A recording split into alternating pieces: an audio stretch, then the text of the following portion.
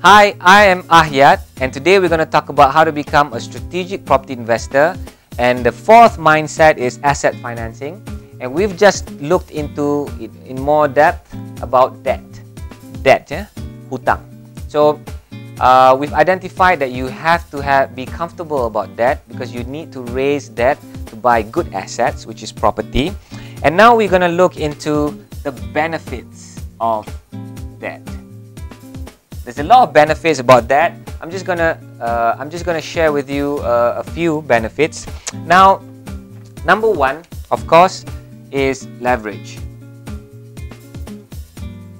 Leverage is basically being able to buy property with that's worth more than what real money that you have. So basically, it's like a lever, and you are someone who can actually lift a big rock. And this is the leverage that you want, right? So you are this guy who trying to lift that up.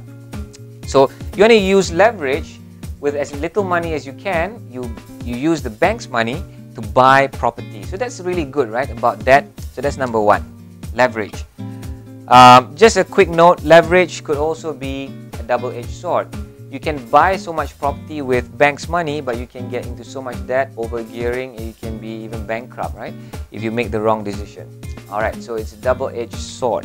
Now, number two is future cost of money.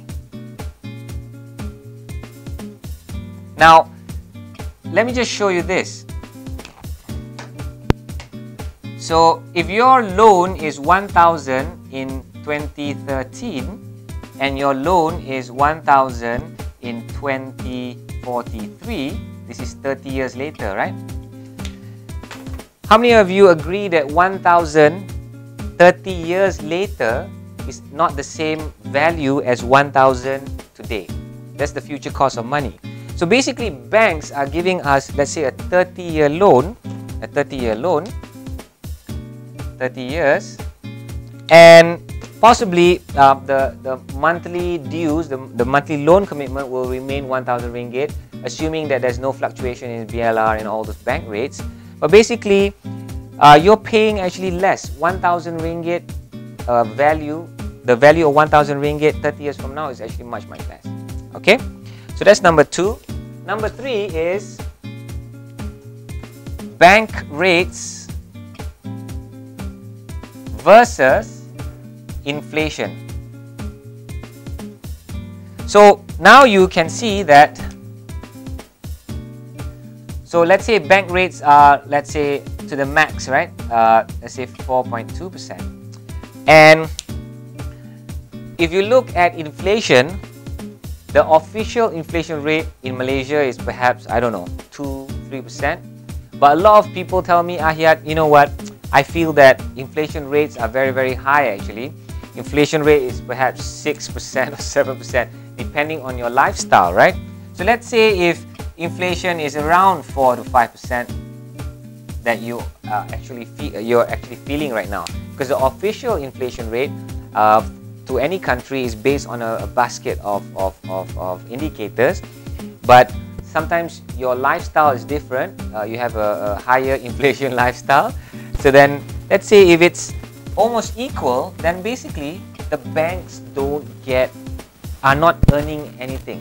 The banks are not earning from you because the banks are actually growing their money at the same speed as inflation. So that's a cool thing.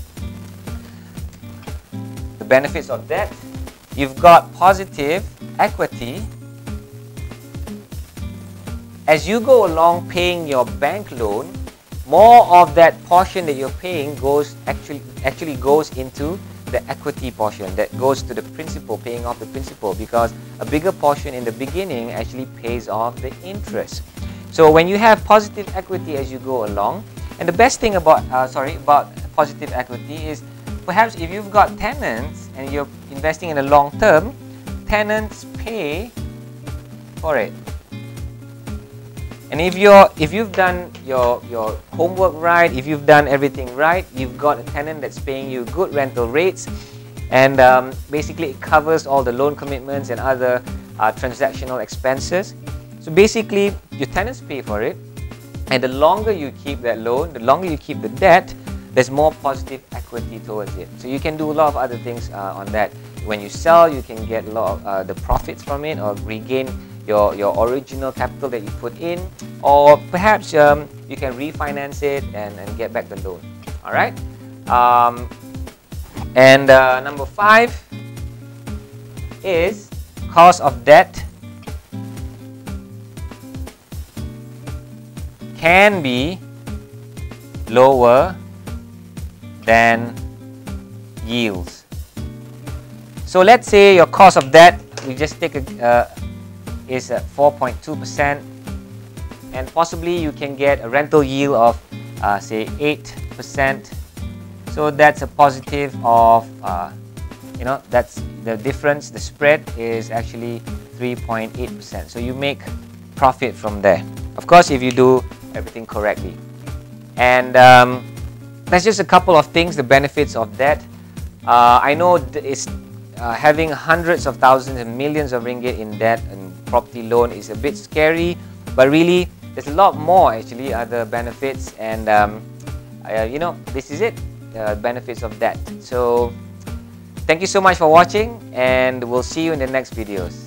Bye bye.